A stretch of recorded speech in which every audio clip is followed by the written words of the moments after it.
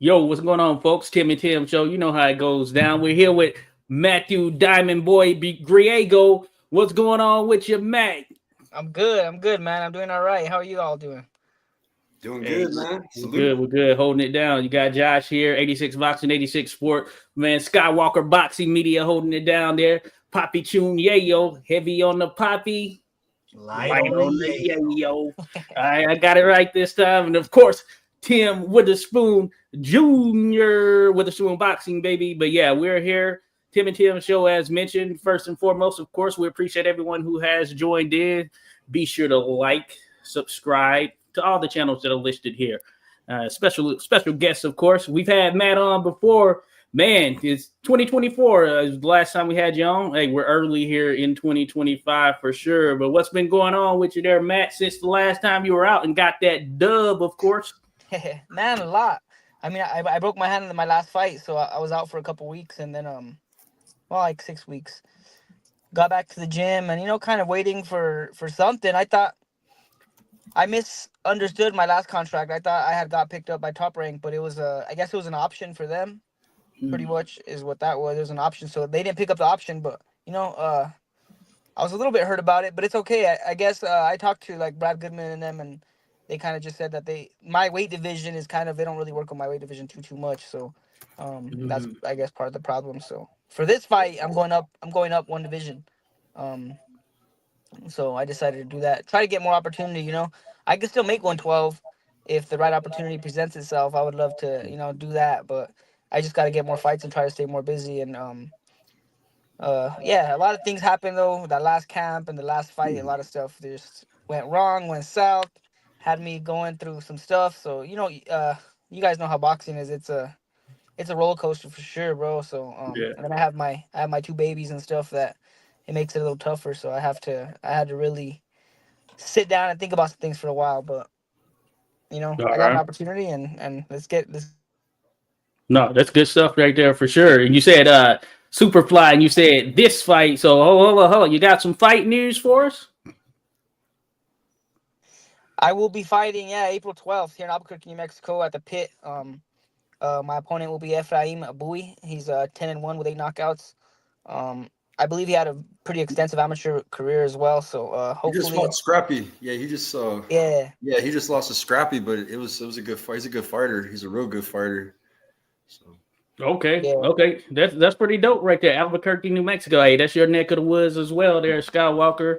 That's what's up. yeah, I That gotta tell you sounds about good. the venue. The pit is an amazing venue for any fighter, man. We haven't had a fight in the pit in a long time.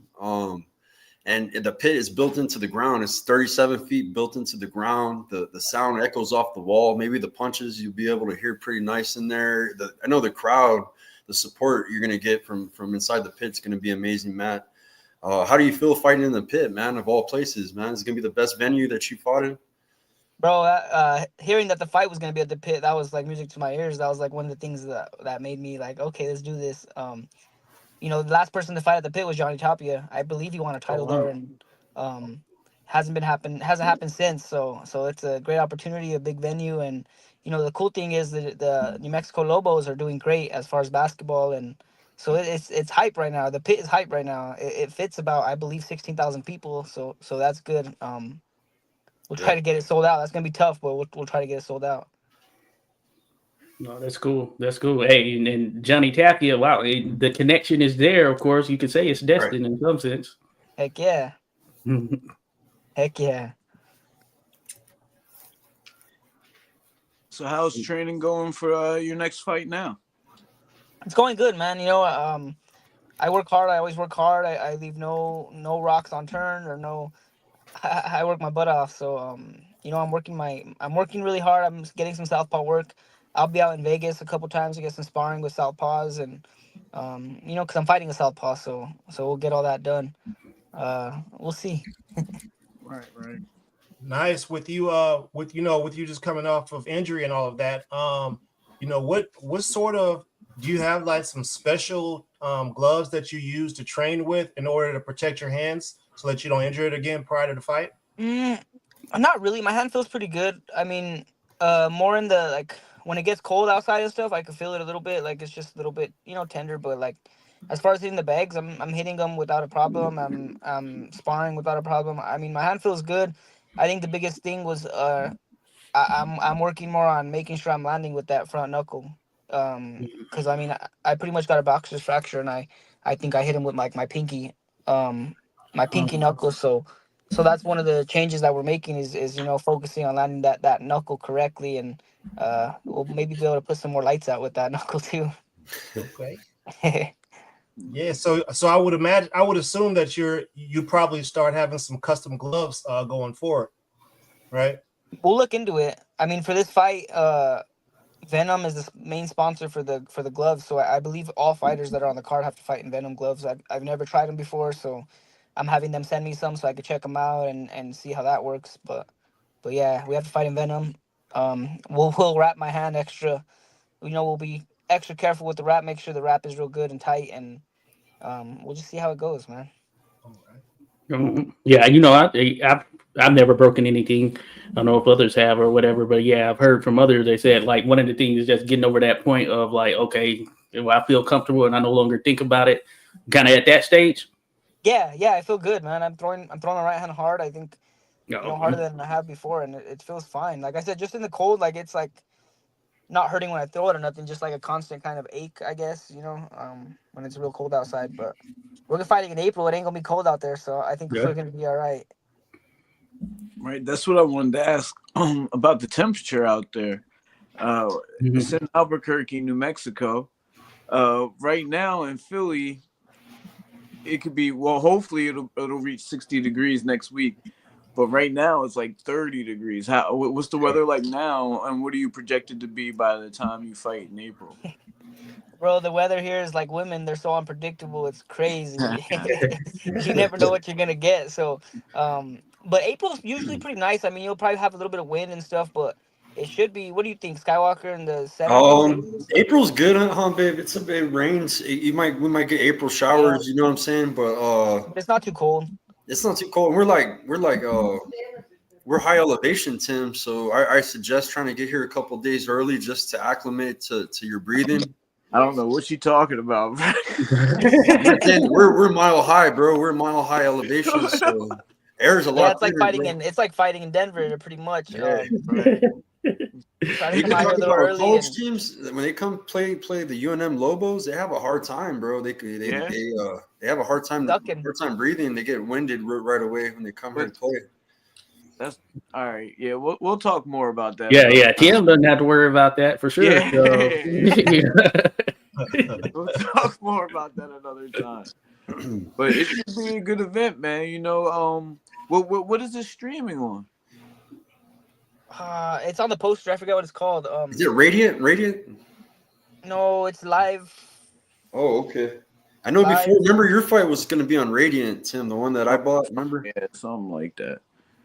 Yeah, I don't think it's Radiant. I think it's like live something, but Okay, they it'll Okay, be good. streamed. I mean, so people will be able to tune in. So you'll be Yeah. able to like get a little pay-per-view version as well to tune in. yeah, you'll be able to check it out for sure. So how do you think moving up in weight is going to impact your conditioning and what I'm saying your power? How do you think that's going to impact it? Me personally, I think I'm gonna feel better. I mean, I cut a lot of weight, man. For my last fight, I was walking around 136, and I cut down to 112. So I'm not like a little 112 pounder, I'm. So I think I honestly think I take away from my power a little bit by cutting so low. So I think it'll give me a little bit more power. I think I know I'm strong enough. I mean, I've sparred with some bigger guys and really good fighters. I don't know if you guys have heard of Eros Correa. Eros, Yeah. he's a really good fighter. Well, I think he fights 122, 118. I've sparred him before whenever I was in Vegas, and I mean, multiple people tell me, but he's like one that he's a good name that I remember. Like he's like, you fight at 112, and I'm like, yeah. He's like, you're fucking strong as hell. So, I know my power could carry, and I said, I think it might be even a little bit better. I'll be more hydrated, and So, Hey, that's good. Matt walks around kind of stocky, man. For real, you don't look like a flyweight when you meet him, man. His your walk around weight's kind of up there. Yeah, like I said, 136, 137. I mean, Wow. I get up there, but You stay in shape though. Yeah. Oh yeah. You stay in shape, No, man. Hey, that's what I bet you I know one thing Matt won't do. I bet you he won't have a whole bunch of extra accessories in his hair. Hell no. Hell Hey, no. man, Matt's the best barber, bro. Him and Oh, yeah. City Barbershop. That's the best barbershop in town, Yeah. man. You know Yeah, me better. and my son got some designs lately, man. It's Hey, I'm hitting you up if I come through Albuquerque, no doubt. Yeah, Yeah, definitely. stop by, I man. I'll got show my you stuff. I something get it dope. faded. I'll hit you up. Yeah, we For saw the sure. work, man. We saw the work. Yeah, like I said, No, definitely. That's one no, thing that's that good stuff. in our community, you know what I'm saying, keep taking care of the crown is paramount. Hell Yes, yeah, sir. it's everything. Yeah. Yes, sir. Get it right. I want to I take wish it I back could have to helped my last opponent before our fight. I wish I could have helped him out. Yes, sir. I wanted Man, to I seen ask some you. dudes with some helmet head fighting on a couple of these stations. Yeah. They just took the helmet off. Hey Matt, I had a question and I have to ask it, bro. It comes from an anonymous person, somebody that you're friends with. You know what I mean? Or he's just in the community. And there was a rivalry. You were gonna fight Abraham. Abraham's fighting on the 19th. I'm gonna be covering Legacy and I'm gonna be covering ICS. Everybody wants that fight in Albuquerque, man. And you want to talk about that was one of the most talked about. You guys are two of the best, at your weight class and your respective weight class in Albuquerque. Is it a possibility, man? If you get through both your opponents, you think that something could happen?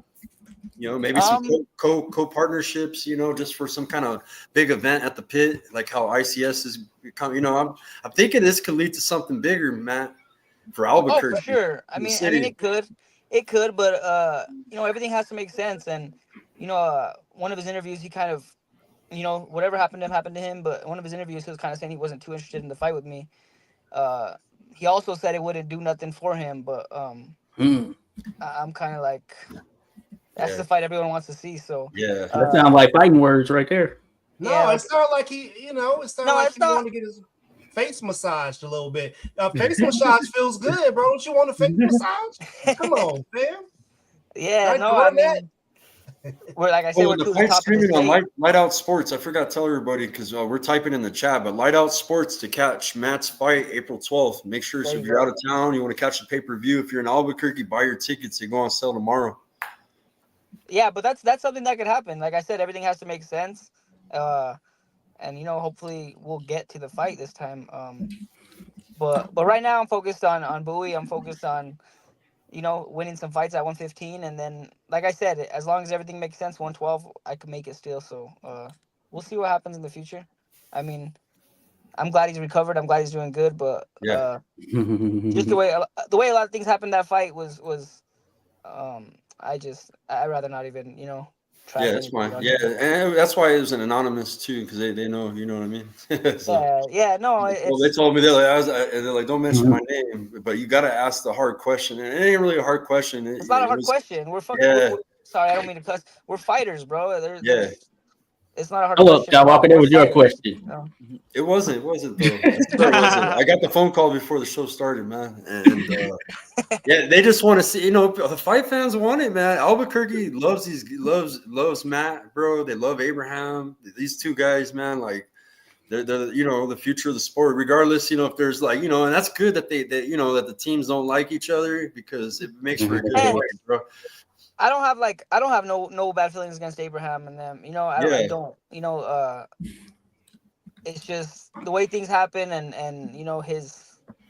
There's more. I just rather not even get into the details. The details and stuff. No one. I mean, that's that's between me and him. Yeah. That's between me and his family, pretty much. But yeah, you don't want to go. And you want to go forward, man. We want to see you go for a world title shot. You know what I'm saying? Yeah. I see Sean in the chat. He said, "Man, we ain't going backwards." And you guys already were at the plate for that. You made it all the way to like. I was ready. I was there at a press conference, and you found out. Remember, it was the day of the press at the gym meeting. So it was like 3 days before the fight. 3 days. I found out Saturday, the week before. The week before. I think it was Saturday or Sunday. I found out, and man, I went through some shit. I did. It was a very stressful week. It was a very hard thing to go through, and I don't want to go through that shit again. But yeah. Man, yeah, that's crazy. Tim and Tim show here again with Matthew Griego, the Diamond Boy, holding it down for Albuquerque, New Mexico. Thank you all who have joined up. We see so many people in the chat. Shout out to all of you. We see you. We do appreciate you representing all that good stuff. Tim, it looked like you had something on your mind. No, well, for some people that might not know who Matt is, I wanted to take it back to the beginning and find out why you're a boxing barber. Well, I mean, I started fighting when I was 5 years old. I think I've told that story before. My mom took me to the gym. I fell in love with the sport right away. I was actually for a 5-year-old kid, I was boxing in like, what is it called, smokers. So because I wasn't actually legal. Yeah. Um, Hey, remind them who trained you too. Remind them who trained you. Tell Tim. Well, when I first started, like I said, I was young, so I had to go on smokers. So I trained with Tony Rosales. He was my very, very first coach. He's a kickboxing coach, but I just wanted to throw hands, so I went in there and I did that. And then once I turned 8, I wanted to become a USA Boxing certified. And at the time, Tony Rosales wasn't involved in USA Boxing. So, we had to make the change, and we went to Richard Mirabal as my coach through the amateurs for a long time. I was with Richard from 8 to probably 16, around there. He took me a long way. 16, actually 17, because I went to Golden Gloves with Richard. I won regionals, went to nationals. I didn't win the tournament, but I went to nationals. I fought some tough dudes, and after that, I ended up for a little bit. I was at his gym for a while. He passed away, and like I don't know. I was a teenager. I boxed all my life, so I took a little bit of a break and met friends, and I went out and I did my thing, and I met my partner. I met Jolene. She's gonna be my wife. I'll be getting married in July, actually. Okay. Oh, congrats. Thank you. I appreciate that. Congrats. Yeah. But I met her, and her and my family included, they pushed me to get back into the gym. I mean, I had a talent for it, I had a love for it, and I missed it. And I got back to the gym, and that's when I went with Manuel Anaya and I went with Fidel Maldonado. They were both my trainers, and turned pro. I went. Fidel Maldonado trained me until I would say my 10th fight, 10th or 11th, and then that's when COVID happened, pretty much. And my coach Manuel, he sent me to Vegas to go and train out there. Brian Mendoza actually opened the doors for me. I went out there and trained for a while and learned a lot of new things, met a lot of good people, and it was time to come back. We actually had a baby on the way, so I had to get back home. And my wife, my future wife, gave birth to my daughter, and came back to New Mexico. I went back and forth a couple times, but Manuel and I actually stood with me, and we brought on Sergio Chavez, and he's my other coach, and he helps out a lot. He's a big part of our team. That between him and Manuel and I, my last camp was probably the best camp I've ever had. And it's just been good since then. I love to fight. And the barbering part, Fidel Maldonado Jr., I don't know if you guys know who that is. He's going to be fighting soon too. He was cutting hair, and I've always kind of been like interested in it. I'd make up my own haircuts and tell my barber what to do, kind of, pretty much. And that's Carlos Armijo. He's been my barber since I was like 12 years old or something.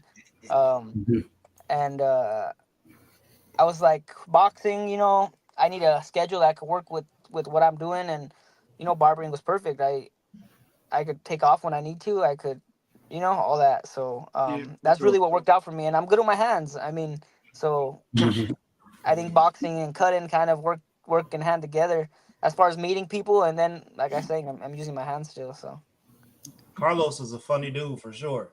Hey, listen. Hey, to all our fellow boxers out there, y'all make sure y'all get some prenups and some non-disclosure agreements that say your old lady is not allowed to tell your business out in public. You feel me? Like, I feel like that needs to be like some contractual obligations. People don't want to end up like Bevo out here. So, Ernest, what about, putting all your money in your mom's name or something like that? Hey, listen, if somebody's coming to get it, you got to move it. You feel me? You got to move it. But look, Matt, let me, I want to piggyback off of something that we talked about before, the things that are occurring in the outside of boxing. How have you noticed an uptick or a difference in the opportunities that you have since your last victory? Is that translating to more opportunities provided for your community? For my community, yes. Like as far as meeting with people, talking to people, and I've always done that since I was real young. Like, Yeah. My mom raised me to kind of have an open mind, and I'm always like going and talking to schools. I'm always going and doing that. I've done that since I turned pro. Like, it's something that I always was interested in doing. So I was always going and talking to kids. But after that fight, it's like more people wanted me to go talk and stuff like that. So yeah, it was a blessing. It was a blessing after that fight. I just expected, um, I expected a lot more from that fight because of who I was going to fight and how it was going to be. Yeah. Being that my opponent fell out and, I broke my hand and I fought a dude that I should have beat. I mean, I thought I fought excellent for that fight as well, but it's just kind of like, hey, he beat a dude that he already beat kind of. And I feel like some people were impressed and some people were just like, he should have beat him anyways. And I beat him with one hand. I mean, Yeah. But either way, I thought I put on a great show. I met a lot of new people, and unfortunately, Top Rank didn't pick up the contract. Another unfortunate thing is like I broke my hand. The very next day, after the fight, I got a call to fight in Japan, and it would have been 3 months. It would have been 3 months later, and it would have been for a world title. Wow. My hand was broke. Yeah. Man, we really got to do a better job with, speaking positively on the opponents of the named fighters, because it doesn't do the sport any justice, because a lot of these guys are a lot tougher and a lot more skilled than what the media would portray or would let on to the audience. I think we got to do a better job of doing that. I think that's a solution for something like what you went through, because the dude you fought, man, he was in there with you for real. Yeah, no, he's game. He's game. Yeah. I mean, he takes all calls. He fights anybody. He's a good dude, man. I liked him after the post fight, man. He was such a nice guy. I was like, I kind of respectful. Yeah, and shout out to Vince. Vince came in, and that could be a possible future opponent. He might get a title shot against Wafu. They're in talks right now, negotiations with the African super flyweight. You know what I'm talking about? What's the name? Wafu, or you know what I'm talking about? Kamikaze.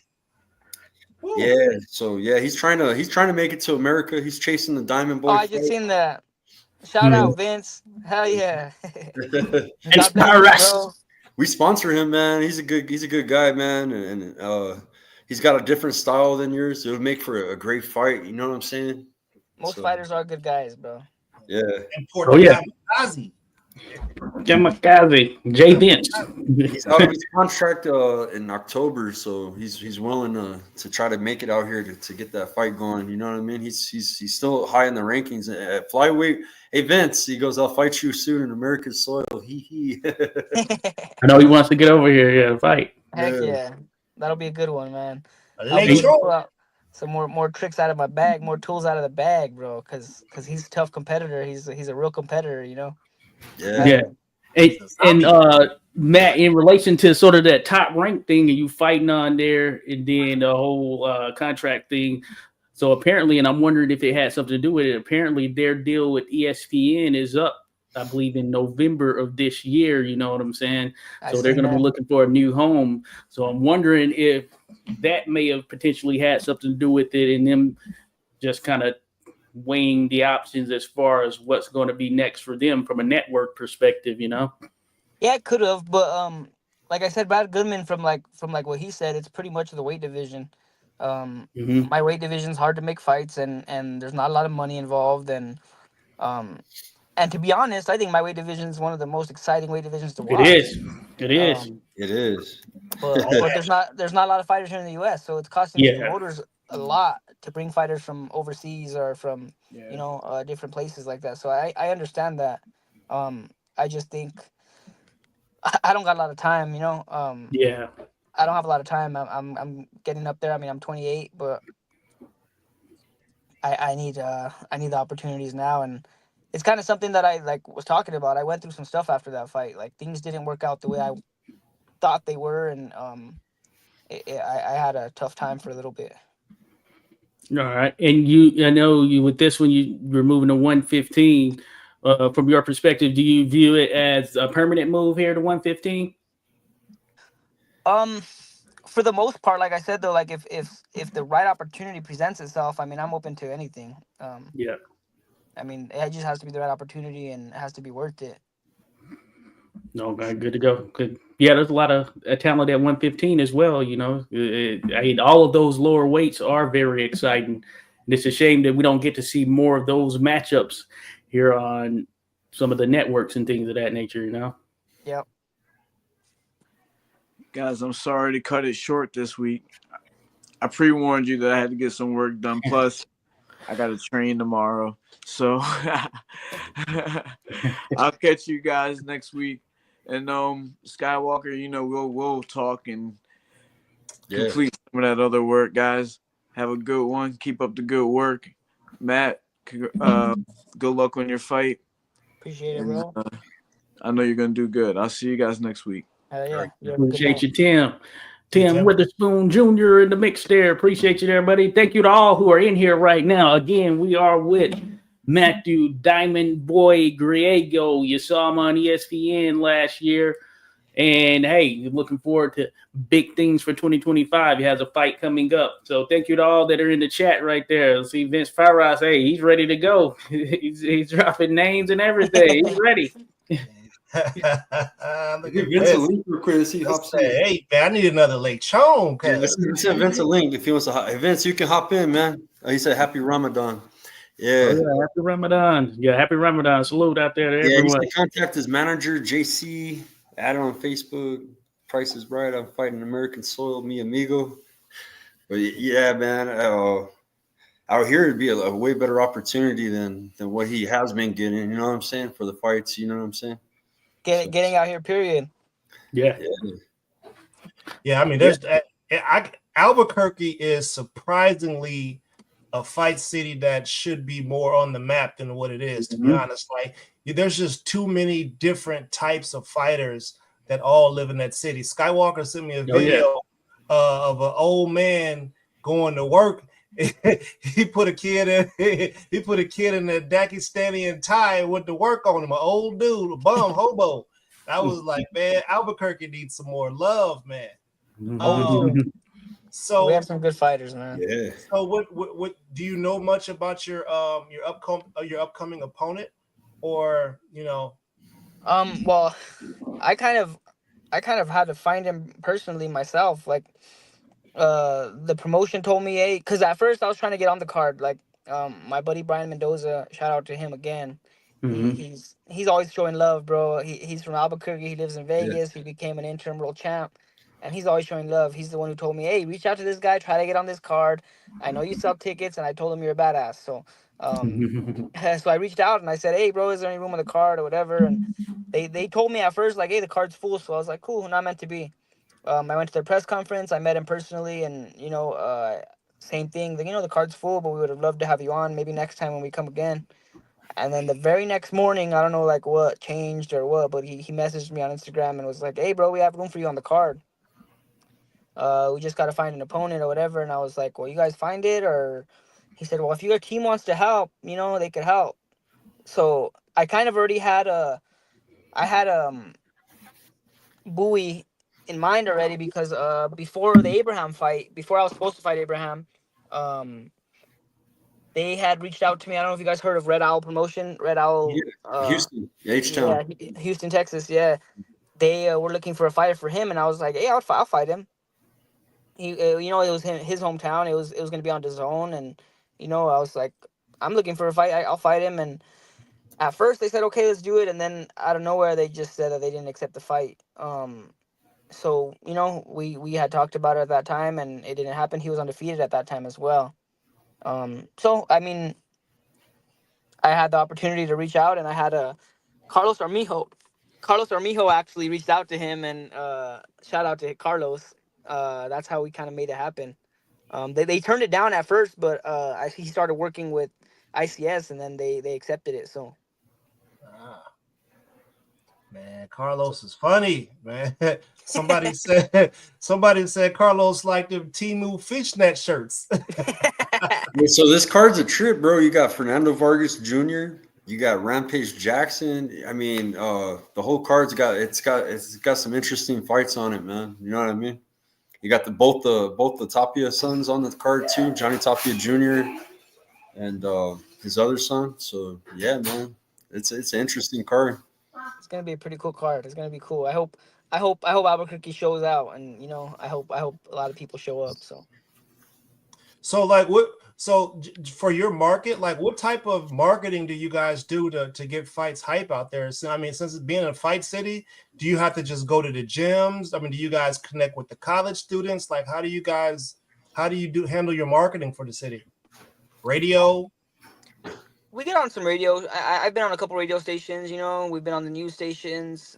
My family does a really good job. Like, I gotta give a big shout out to my family because we do a really good job. We know a lot of people. Like, we know a lot of people, and it's kind of it's mostly word of mouth. But like I said, we do the news, we do the Facebook stuff, the Instagram stuff, and I try to go out. I mean, I've been to shows where I paid to sell my merchandise at different lowrider shows and stuff like that. I always try to show up and show out, and that's pretty much it. I have a merchandiser as well where he's kind of connected in with the Lobos, and he's connected in with a lot of athletes where he helps me out. He puts me on ESPN, stuff like that, ESPN radio, and so it helps out. All that helps out, and I believe like I'm a pretty decent talker as well, so I think that helps us a lot too, because some fighters get out there and they don't even know what to say, man, and I'm just like, you kind of have to have that to get people to show up. Could you imagine having a raffle at the Lobos game, whereas tickets to your fight were available? Yeah, that's a real good idea. That's a real good idea. Hey, it's a real good idea. Yeah, you do an amazing job with marketing yourself, man. As far as putting you on the ICS card, you're gonna sell, I think, the majority of the tickets. Brian Mendoza too, being on the card. You know what I'm saying? All the talent, man. I sell, man. I do pretty good for myself here as far as the people we get to go to the fights. So that's part of the reason. Like I said, Brian Mendoza told them, like, this guy will sell some tickets, so you got to get him on the show. Oh yeah. So. Yeah. And hey, Albuquerque is a fight town. And what date was it again? Was it April? April 12th. April 12th? Okay. April 12th. I'll actually be turning 29 the very next week. Oh, dang. Hey, getting married. You turning 29 here. Congrats. Yeah, good stuff right there. Early happy birthday. For sure. Don't, baby, better not tell none of my business. I ain't playing with you. Man, let me ask you something real light, man. Like, I mean, do people come into the barbershop and maybe not know that you're a boxer? Have you ever had it? All the time. Oh, yeah. All the time, bro. I have people go in there and I cut their hair, and like, I'm not like how do I say it?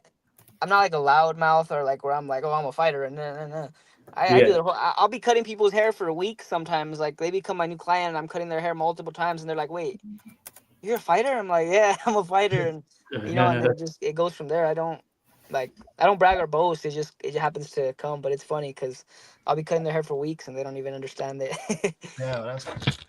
Hey, I would love that because of the fact that usually in some barbershops, they don't really know about boxing like that. So, man, if I could come there all the time, then that'd be a sweet thing right there. Bro, sometimes I'm in camp and I'm like cutting weight, and I'm already like, at the end of the cutting weight, you're already frustrated and you're a little pissed off, and like the last thing I want to hear about is boxing sometimes. And I'm like, bro, I go in there and I'm like, Carlos, like, I love you, bro, but right now I'm just like, I don't want to talk about boxing. I'm just, I'm feeling it right now. Hey, man, Carlos trying to be an apprentice for Oscar. Oscar De La Hoya apprentice. That's a trip right there. No, yeah, and I think you might have shared some of that before in terms of like on the outside. Of course, I know got to be busy. Probably don't have a ton of free time, but what do you do like some of your extra time? Maybe some extracurricular type of activities or hobbies you might have. Spend time with my kids, bro. Yeah, Okay, That's makes everything sense. for me. You know, I have my daughter's 3. She just turned 3, and I have my son. He's a year and a half. He's they keep us busy. So all my time off, like that's really that's my time. That's my precious time right there. And I don't have a lot of it, so it's yeah, that's important to me. That's actually like I said, I was going through some things after my last fight. I almost said I didn't want to fight again. You know, it Oh, was. Vince. Oh, Hey, we this is just a got different Vince kind of back. conversation than when I took my son to go get his haircut from you, huh? How things change like that. You know what I mean?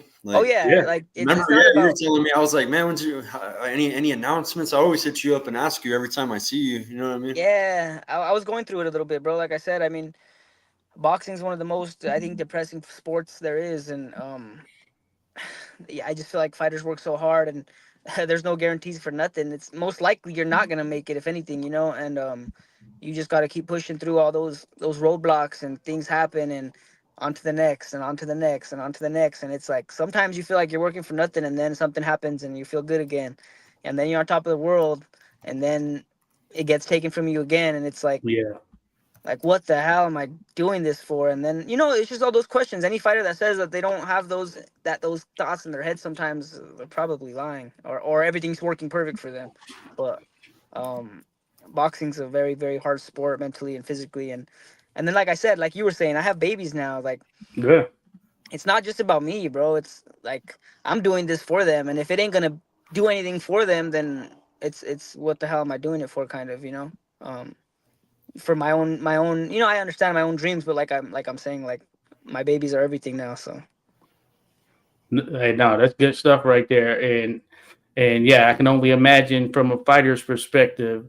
I have like a small semblance of what you're saying there, Matthew, from this perspective of, so I officiate on the amateur side. And I'm with the board here as far as the amateur boxing that takes place in DC, and then a couple of counties in Maryland with our local boxing committee or whatnot. But you're absolutely right. The sport in itself can be crazy on that back end side, the stuff that people don't see. You know what I'm saying? And yeah, it's like, I look back because I started in late 2015. I signed up to officiate and all that stuff. And sometimes I look at myself now, I'm just like, what the hell did I get myself into? Because you just deal yeah, with so many different personalities and things. So that can certainly weigh on you right there. So I'd imagine it takes a lot, definitely from a fighter's perspective, and what all goes into it, and some of the ups, downs, letdowns, and all of that stuff, man. So definitely feel for you there, and that's why we look to try and support as best we can, because that fighter grind is something serious for sure. bro, it's different, especially like I said, when you have a family you have to support too. I mean, we don't make a lot of money until we do. Yeah. We don't make a lot of money until we do. So, like, I cut hair. I mean, I go to the gym in the morning, bright and early. I go to work. I go to the gym at night. I come home. It's already kind of late. I have maybe an hour to play with my kids, uh, and then I go to bed. Repeat the next morning, and like, it's a lot. It's a lot that we go through, and the work we have to put in. And like I said, especially trying to support your babies. And I mean, thank God my wife works her butt off too, and she Mhm. supports me in everything I do. I have a amazing person behind me, because I wouldn't be able to do this without her, honestly.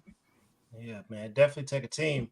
And speaking of wife, man, can we just give a stop for a moment and give a shout out to all the women out there? This is Women's Month, and Yes, we sir. definitely love to give the women their flowers right now, tomorrow, next day, in the morning, whenever we want to give them to them right now. So just way to shout your old lady out. Hey, Dana White, he got his paws in there. He about to be elbows deep in there, man. So there might be some opportunities popping up, Yeah, through the Dana White route. I I gotta think, send him a video or something. mhm. Mhm. Yeah, that's one thing they do is they put cheeks and seats. Oh Um, yeah, And the thing every about it too time. is like UFC in Albuquerque is big. We got John Oh Jones. yeah. We got Rampage Jackson used to train here. I mean, all these guys that were from here. Maybe he'll come and check out some fighters here. And hey, Dana White, give us a shot, bro. Yeah, no doubt. Yeah, that's one of the things I think about when I think about Albuquerque and the mention that people have mentioned here, being a fight town, no doubt about it. Because I always heard about it from an MMA perspective as well. And then even when you date back in history, we think about Bob Foster and the likes.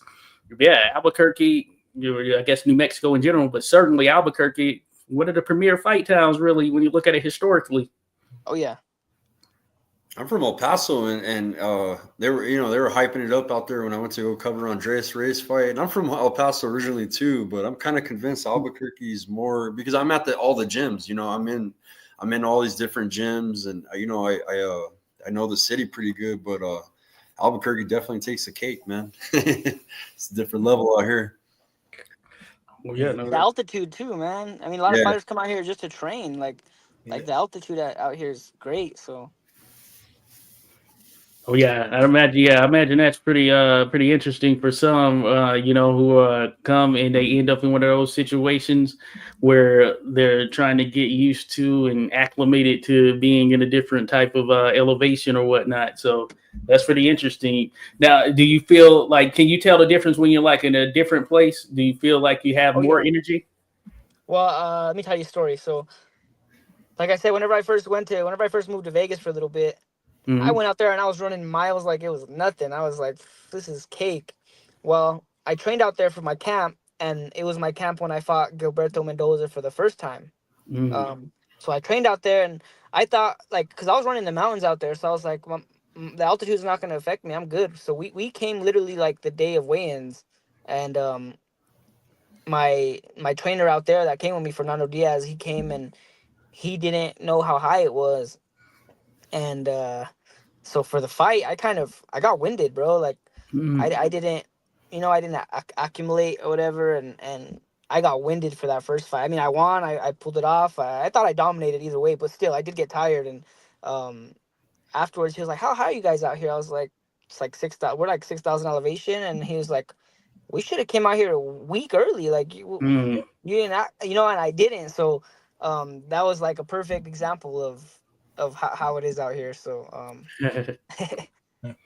Let me. I got a question about like motivation, right? You've been in the game for a long time since you were 5. How have you managed to? Do you find something new and something different to work on now? I mean, are you still looking for challenges as far as different methods of exercising, different methods of getting stronger? Delivering systems and things like that. Are you still? I think the day you stop learning in boxing is the day you need to get out. Um, so yeah, you got to continue to learn and grow. And like I got to give a big shout out too to my strength and conditioning coach Leroy Bazan. For most of my career, I didn't have a strength and conditioning coach. It was just kind of like you do your boxing and then you do your sit ups and push ups and pull ups and all that shit afterwards. And I met Leroy Bazan. I want to say 3 years ago. And I always tell him, man, you changed my life because he's gotten me stronger. He's taught me about my body. He's taught me about my weight cut. He's made things so much easier on me. And I gotta give a huge shout out to him because I'm still learning with him. I'm still learning about my body. I'm still learning different techniques to be stronger and throw better punches. Um, and obviously with my whole team, like I said, you stop growing, you stop learning. Well, you should get out. Because you never. I always say you can't be a know-it-all in boxing. Yeah. Yeah.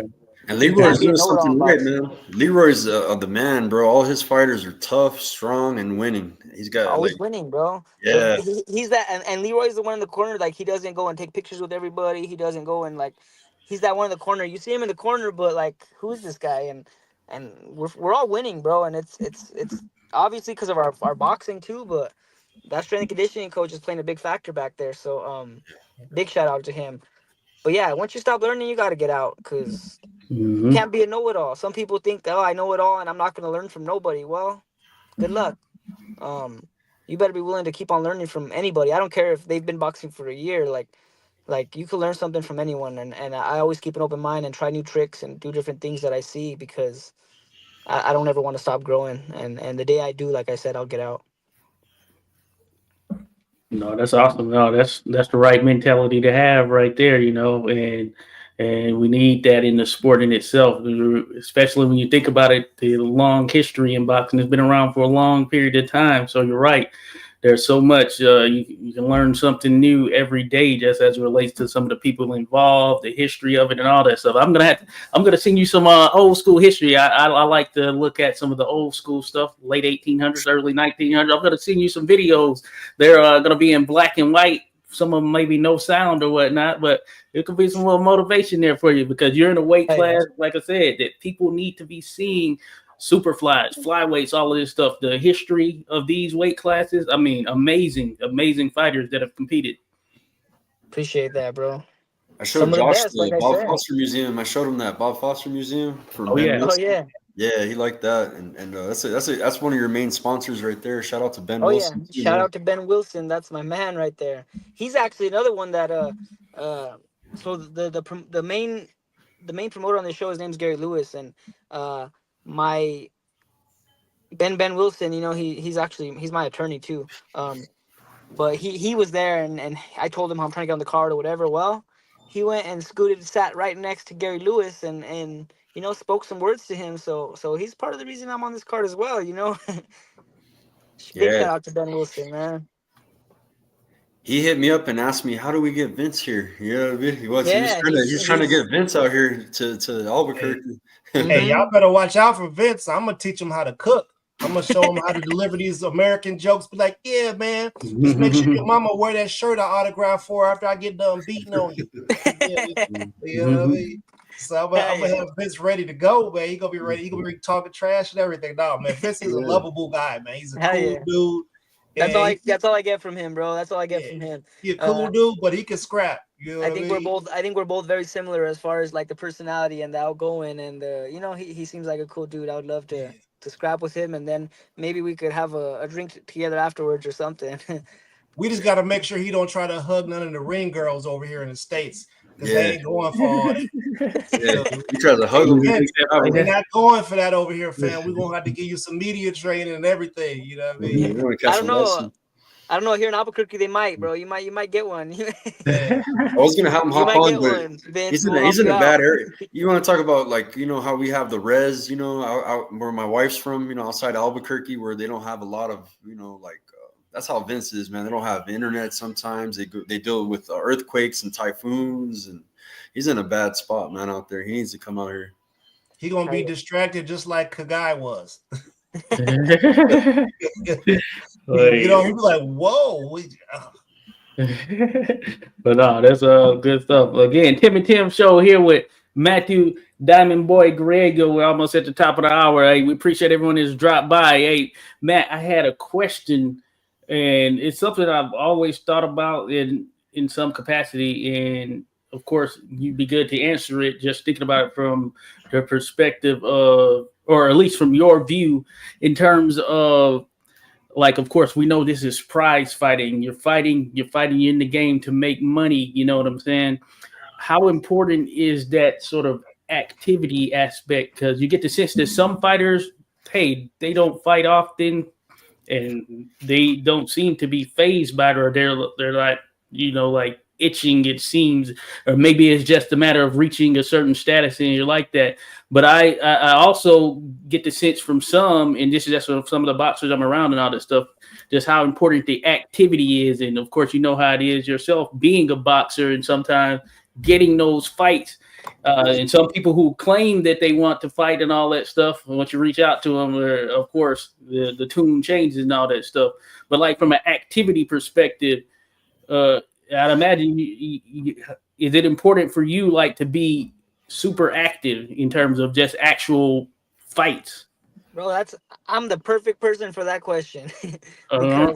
because if you look at my box rec, my activity hasn't been very active. But like I said, a lot of it has to do with the weight division. A lot of it has to do with not the right opportunities or whatever. But yes, I think it's very important to stay active because you have to keep feeling how those little gloves feel when you're getting hit and under the lights and it's showtime, and all that experience is so important, and Mm-hmm. it's hard when you're not getting it and not getting it consistently, because you got these other guys that are getting that consistently. Yeah. And I like to say I stay sharp either way, but it's so different. A fight and sparring, a fight and in the gym, like you can't compare Yeah. the two. So I think that's very important, and I think that should be the goal for all fighters, is to stay busy. But Yeah. it's a lot easier said than done, I guess. So Man, Josh, Mm-hmm. we had an example of that last night. Mm-hmm. Joed Gonzalez, Oh yeah. when he was interviewed, he said, "Listen, man, just because you guys don't see me doesn't mean I'm not actually working." He said he's 5 days a week. He's in the gym, and on Saturdays and Sundays he's lifting, oh even if yeah, he's not fighting. And it being a lifestyle is one of the reasons why we recommend people that come from impoverished areas with high crime, to actually get into fighting, because Mm-hmm. it can give you that structure and that discipline to be able to, stay out of bad things and keep yourself clean. You know what I mean? yeah. You gotta stay in So the gym, and like I was saying too, like so I took like I would say I took like a month and a half. No, I took like 2 months off of boxing gym, and that's when I was telling you guys, like, I was kind of going through some stuff and kind of Mm-hmm. I was just questioning everything, and even though I wasn't in the boxing gym, I was still seeing Leroy, my strength and conditioning coach. I was still running. I was still doing all that. I just wasn't in the boxing gym. I just needed to get away from uh boxing for a second in itself. But I kind of I kind of knew I was gonna come back and fight, but it was just kind of, at the time, I was like, I just need to step away and what's the word, like, gather myself. I guess I just needed to gather myself, and Mm-hmm. before I slipped into something, I don't want to say depression, but I guess that's kind of a word that you could use. that's okay, man. Listen, the Yeah. depression and these things that we try to normalize, mental health and psychology on this channel. We ask about people who are seeing sports psychologists, or people who are just getting therapy in general, because we're, all of us are vets, and we've been through some things that were traumatic in life, and we have to figure out how to deal with it and blend into society, because we're not the same as everybody else. We think a little different. We're a little bit more alert. You know what I mean? So it's okay. It's okay to talk about it. Depression. I think it should be normalized. Yeah, Yeah. yeah, you're right. Should be normalized. We should be able to have these conversations with each other and not feel like we soft. You know what I mean? It's just, you got to get that emotion off of you before you go and do something to somebody else. Hurt people hurt people. Yeah, you're Basically. right. You're Yeah. right. Yeah, We'll it's see if just that psychology works for Zarafa. He fights tomorrow. Zarafa just came on the show. Michael Zarafa, mhm. Australian, and he talked about, he's been getting that kind of help, and he feels totally different, very confident, bro. Like, so yeah, I was surprised at the confidence in this fight, man, compared to when he lost to Lara. You know what I mean?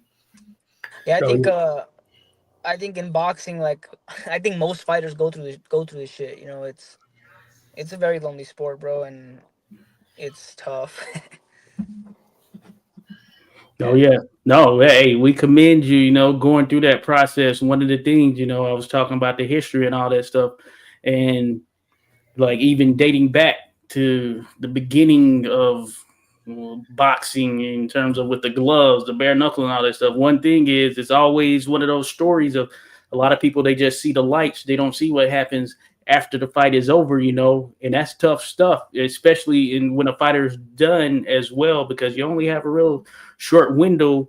So that is something that, all fans of the sport, everyone should keep in mind, just when thinking about these fighters that are going out there, especially pursuing that goal of getting that world championship status, which is not the case for everyone. So there are some boxers out there, of course, they're going to be fine. They're going to be opponents and all that stuff. But when you're trying to get to that world championship status, man, yeah, that can be a crazy road right there. And, a lot of your good years, you can spend just fighting, doing your thing. You're still just waiting on that opportunity. You know what I'm saying? That's what we do, bro. Like I was saying, like as far as boxing, we work so hard, and like I was telling this to one of my friends, like, the thing that's hard about it is, like, I see a lot of these fighters that I know, and that were really good fighters, and Mm-hmm. they're from here, and they just, they didn't get that title. They didn't make great money, and like now they're kind of, there's a lot of them that are on the streets. There's a lot of them who are just living day to day, are struggling, and like Not only with their like, some of them are a little bit messed up in the head too, but I'm just saying as far as their well being and being able to take care of their family. And a lot of most fighters that shoot for it and give it their all and they don't do it, like they're not doing great afterwards. They Yeah. don't know what to do with their lives. They're in a place where boxing kind of messed them up a little bit, you know. And like a lot of people don't talk about that. Like that's what makes it so hard, is like to keep on going whenever like you see all these people around you that work so hard and were really talented and just didn't get there. And they're struggling in life now. And like that's just one thing I like. I don't want to struggle, bro. I don't want my kids to struggle because of a dream that I had, you know. So I just try to keep my head on good and like be Yeah. smart about decisions I make. And I have a good career where I could provide. And like I just want something to show from this, you know. Of course, we all want world titles. We all want world titles, but I want something to show from it. I want to be able to have things and give my kids a good life and like, Benefit Oh, yeah. from, yeah. you know. So I think that's one of the things that makes it the hardest, is like it's if you don't make it, it's gonna be tough. So what I mean, you know, there could be a Matt Griego documentary out there. You know, why not put something out about yourself while you're able to do it and you're able to be clear minded about it? You know what I mean? Yeah, Why exactly. why not put something out and put some information out there while you're clear minded? Yeah, you're right. I was talking to my cousin about this because, like I said, when I was going through my situation, I was talking to certain people and that I love, and my cousin was telling me, bro, your name's hot right now. Yeah. Like either even if you didn't want to fight again, like you got to do something because there's money on your name right now where you could provide and you could do something to feed your Open up a family. business with your name on it. Yeah. Yeah, so like he's like, your name's hot right now. Don't let that go to waste. Like, so Definitely. I think I got the right people around me. You know, my family, like they love me very much, and my woman, she's a very smart person, and like uh I'll have something to show for all this afterwards when it's all said and done. Is there some sort of boxing insurance program? Because I don't I'm pretty sure the Hall of Fame doesn't give you guys checks and stuff after if you guys make it or not. But The is there WBC some sort of does boxing something. insurance? I mean, if there is, it's not talked about enough because let's put that out there. If there is Hey, one, that might somebody, be an industry to get into right there. You know yep, what I'm saying? Somebody start up some sort of insurance company that deals with boxing or fighting in yes, general. Because I feel as though, you know, I feel like, you know, anything could happen at any given moment. You could get hit in the back of the head and be paralyzed, things like that. I feel like there should be something that's there to you know, soften the fall, you yeah, know, if it's yeah. necessary. That's very important. Even if you were just like you work so hard and like you said, like I said, you don't make it, like you have something to fall back on. As long as you're putting that monthly payment into that insurance, you know, Right. there's you'll have something to fall back on to be able to take care of yourself and your family. Like that's a very good idea. If that's not out there, like, Hey man, I generate ideas like that. Man, that's Yeah. what uh-huh. we do.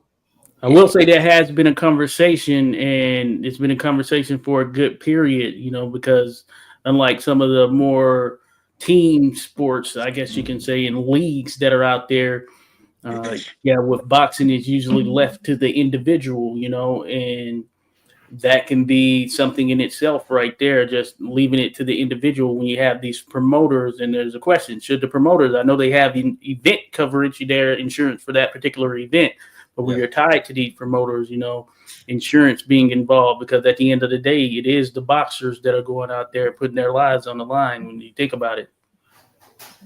Yeah. Because I don't want to mention anybody's names, but I feel like there was this fighter who got injured, and it seems as that person wasn't able to cover their own medical bill, and Yeah. someone else had to actually get in there and foot the medical bill just for them to be able to participate again.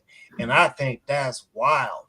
You know, to be at the top of your sport like that, you maybe need a rotator cuff surgery or you know what I mean, something like that, and then you can't afford it. I think that's a bad spot to be in. there's a promoter here in Albuquerque actually. Well, I don't even know if he lives here anymore. I think he lives in like Hawaii. I don't know. You guys, I know you probably heard of him, Skywalker. Lenny Fresquez. Yeah, yeah. Um, if I'm remembering the story right, one of my buddies, he got hurt in a fight, and I think he had a brain bleed or something where he got hurt in the fight. And Lenny Fresquez, I don't even know if he was, I don't think he was the one that even threw the card. But he went to the hospital and he told them whatever you need to do, take care of it, and I got it pretty much. And I'm pretty sure that's the story. I'm pretty sure, like, I don't think I'm making a mistake. If I am, I apologize. But he went and he took care of like he told them whatever he needs, you take care of it. And boxing needs more people like that. Yeah. Oh yeah. No, that's good stuff right there. No, we appreciate you, sharing this information. Hey, and at the end of the day, of course, Matt, we're in your corner 100%. The people listening and watching right now are in your corner 100%. Matt Diamond Boy Griego. He hangs on my wall. Hour. Hell Was yeah. that right there? He hangs on my wall right there. Okay, look at that. Hey, that's love right there. That's love for sure. I got a lot of Diamond Boy merch. And Matt, again, what's like your IG for people to follow you? It's Matt_the boxer. Matt_the boxer. Matt_the boxer, folks. I'm gonna drop that in the chat as well. Pro and hey, we appreciate you so much. You know what? I made a mistake. I think it's Diamond Boy it's Diamond Boy _the boxer. Okay, good to go. Hey, there's so many social media platforms out there. Hey, I feel you. Well, no, I changed it. It used to be Matt the boxer, and then as I got older, I changed it. Okay, Diamond Boy _the boxer. Yeah, Diamond Boy _the boxer. Okay.